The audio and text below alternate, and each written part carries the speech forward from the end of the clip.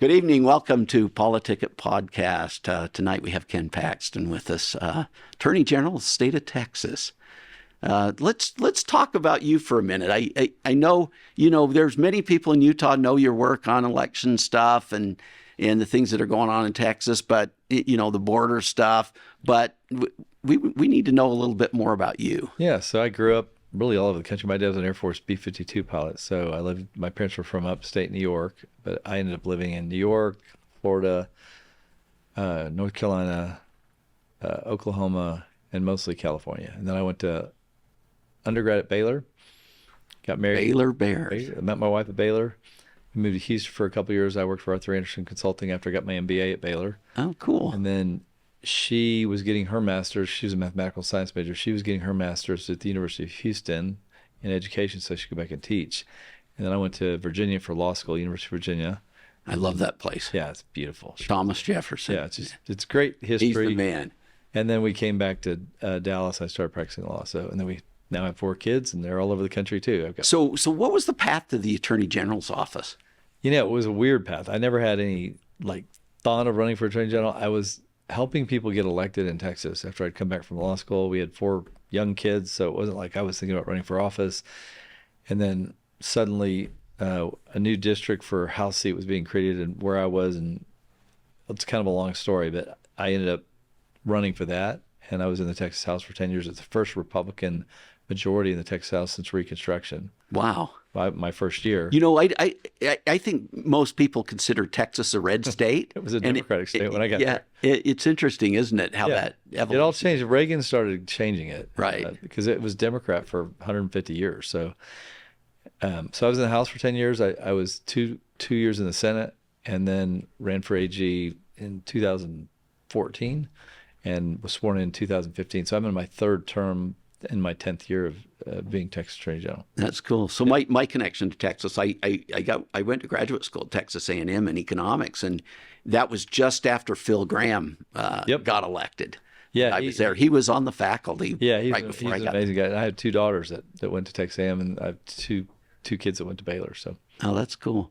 So tell us a little bit about this path now to the Attorney General's office. So you were in the House. Yep. What got into you where you ran for the Attorney General? Crazy story. So I was in the Texas House. I had my law practices. We don't make any money in the Texas House Senate. You only get paid $600 a month. So when you're away from your practice, it costs you money. It's expensive.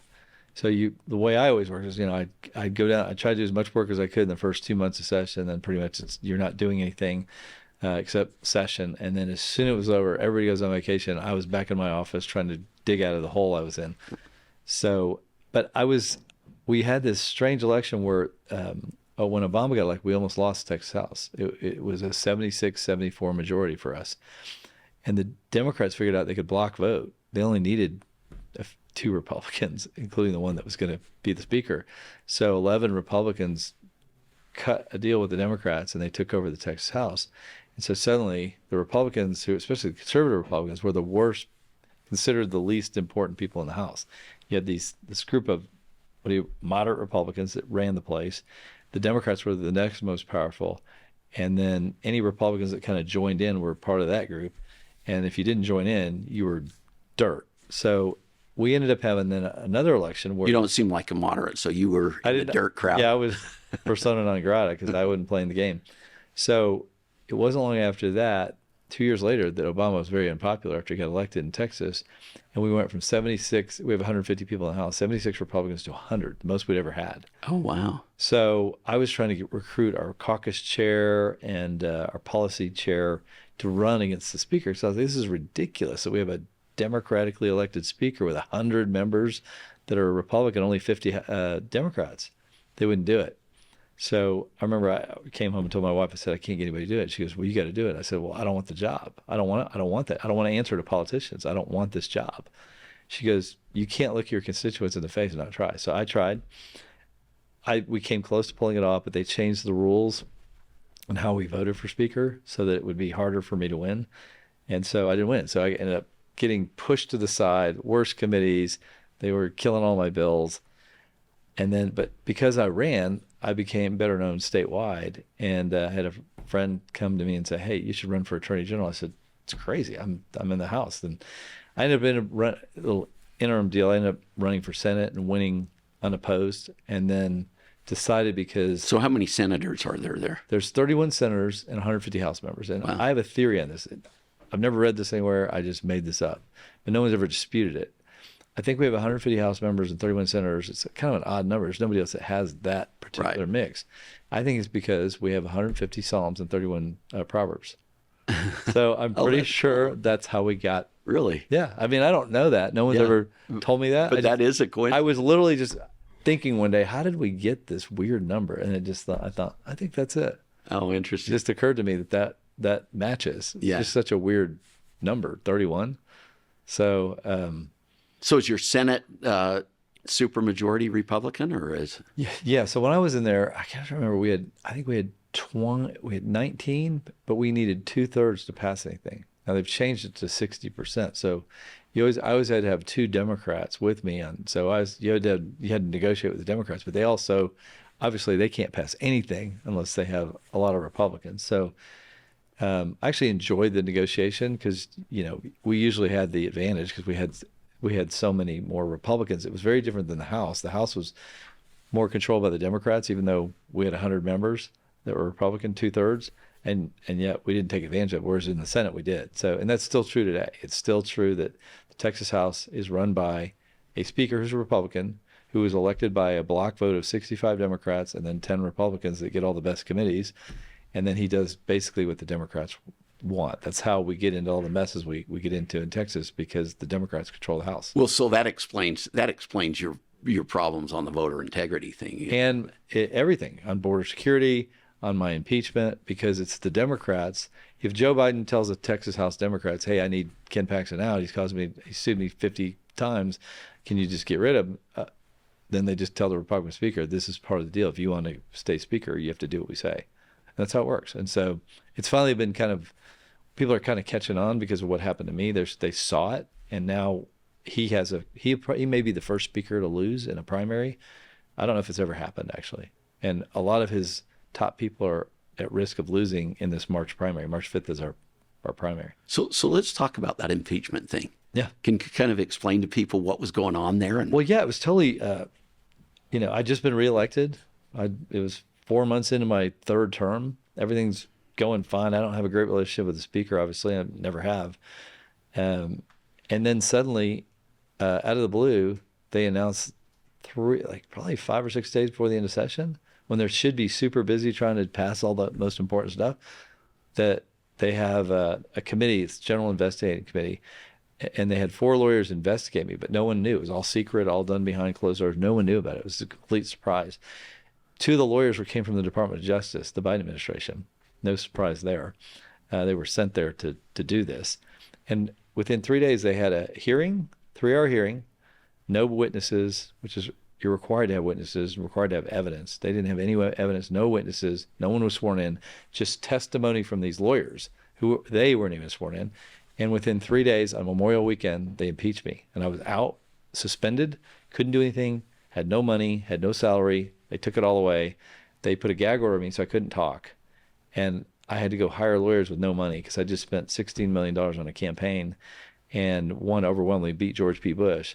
And the people behind this are not just Biden, but it's also like Karl Rove.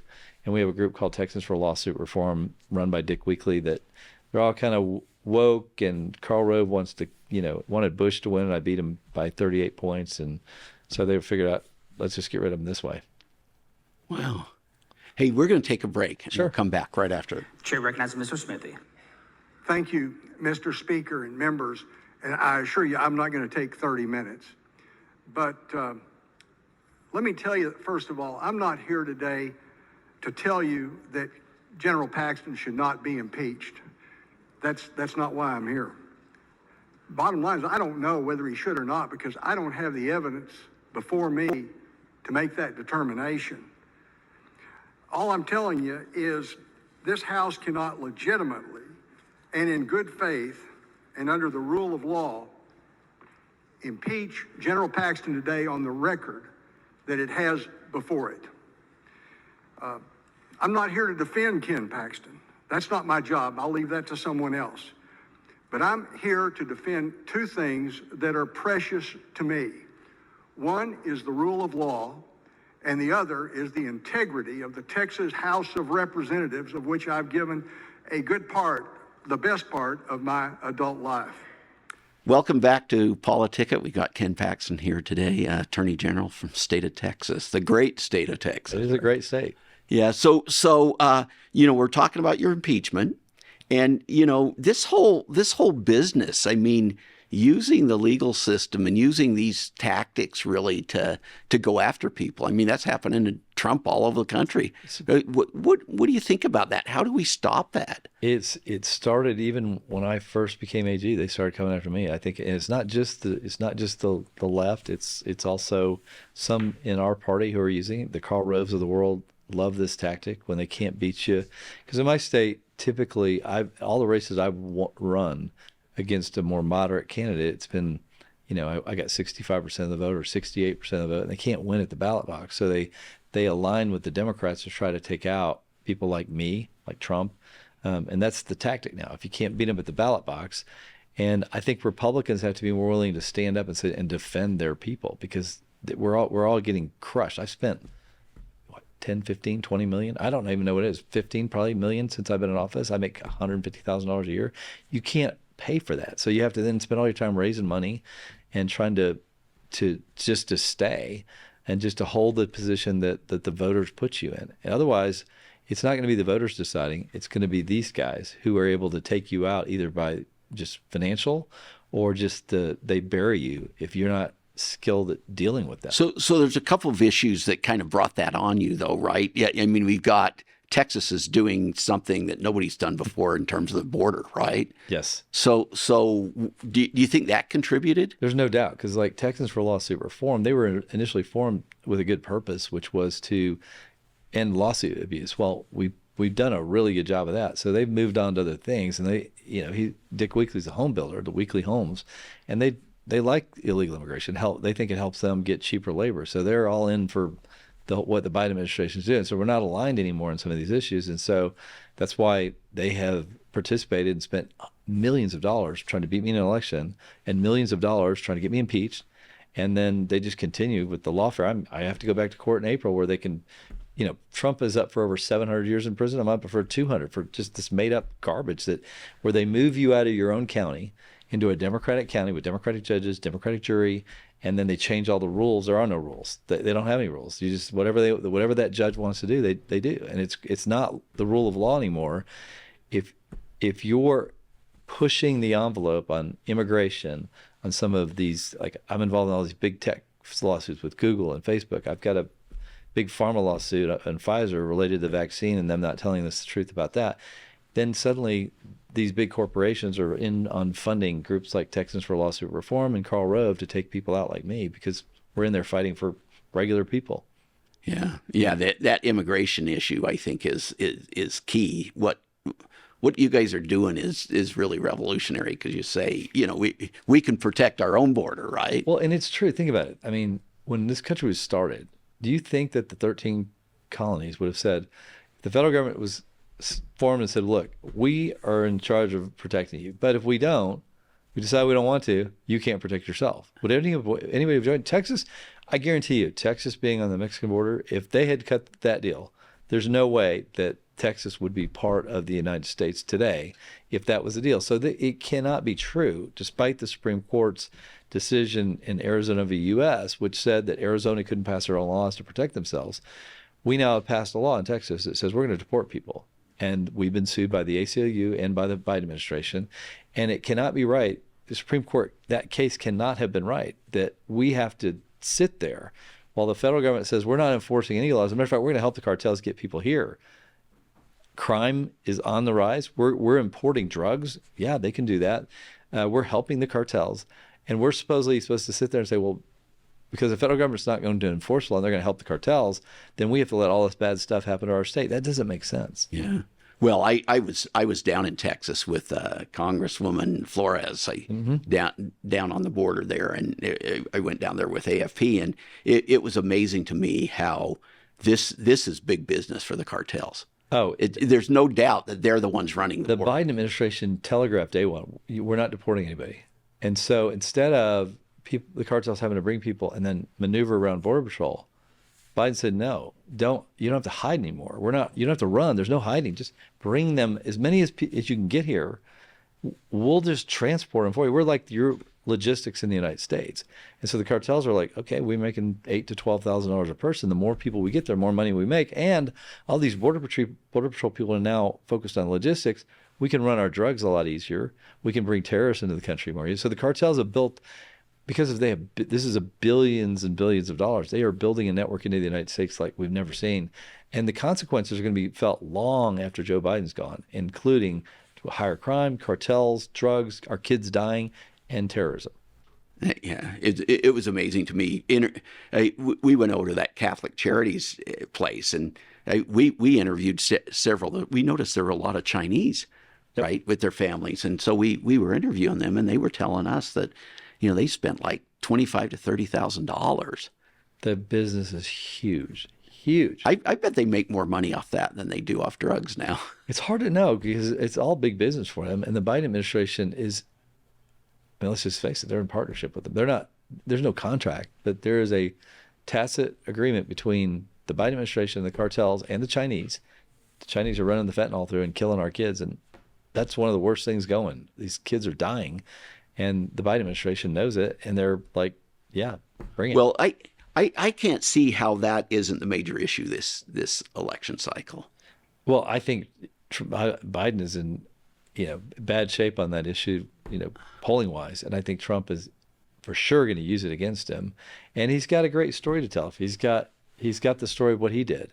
He enforced federal law, no new laws, Title 42, build a wall, stop, catch, and release, enforce remain in Mexico, and Biden dismantled all of it, wasted all the dollars that were appropriated, paid contractors to do nothing, threw the materials away, let them rot, and let people take control. Yeah, and that kind of brings up another issue too. Is one of the problems with all these illegals coming over is I think they're really trying to build a voter base. They're doing two things. They're building the voter base. That's primary. Second of all, they're bringing these people to Texas, Florida, Republican states because they know Utah. They know that Republican states are a draw. That people are leaving Democratic states to come to Republican states. And this is one way to harm Republican states, to make them less competitive, because now we've got all these costs. We have higher crime. And they are literally intentionally trying to hurt Republican states. Well, and see, we seem to be a de facto sanctuary state, right? And we all are, yeah. Because every Republican state is a place where they want to put, because they want votes. So let's build the base of voters. And then this will do great harm to their economics. So less people are going to want to move to Utah or Texas, because now, we've got all these social problems, and we've got all these costs that have driven up the cost of education, healthcare, law enforcement. This is all very purposeful and very destructive, but it's like planned evil by the Biden administration. Well, one more issue. We're running out of time, and I know you've got other things to do today. But I just want to hit on these election integrity cases that you've had in Texas. That was probably the other reason why they really went after. There's no doubt about it. So when I started, we had one prosecutor doing voter fraud, and I was able to get the legislature to give me 3 more, and we had. At the time that the Court of Criminal Appeals, which is our highest court on criminal matters, struck this down, they struck down the statute from 1951 that directed the Attorney General to prosecute voter fraud, because they said that it's unconstitutional for the Attorney General, who's in the executive branch, to be in court. It took him that long to strike down. Oh, every judge has been wrong since 1951, but now this new court, which I think Soros elected, because nobody knows who's on the Court of Criminal Appeals. No Republican voters don't know who's on there. Even lawyers don't know. So it's very easy to maneuver who's on there. And we are actually right now trying to undo that. We've got 3 people, Gina Parker, Lee Finley, and David Schenck, running against the incumbents, because we have to take that court back, because I need to be able to prosecute voter fraud, because our local DAs won't do it, because most of them have been put there by Soros, especially the big counties, because they're all Democrat. So if you're in Austin, we can't elect a Republican. So Soros came in and switched out the DA, who I used to work with, who was a Democrat. He did the same thing in San Antonio. Went in and switched out the DA. So all these DAs that I used to. So this is a concerted effort. This isn't just something. This is I've watched it. It happens in front of my eyes. So that's why I'm so dedicated to getting these people elected. We have to change the Court of Criminal Appeals, and then of course we have to change the Texas House. We have to get rid of the Speaker and some of his henchmen, who basically run Democratic policy for the Biden administration. Yeah, amazing. It's happening. Well, we're out of time, but thank you. Thank you for coming. I'd like to, maybe sometime in the future we can talk I'll come again. back for sure. Yeah, but it's nice having you here, and good luck in fighting the good fight. Thanks a lot. Yeah, thank you. We'll see you guys next week.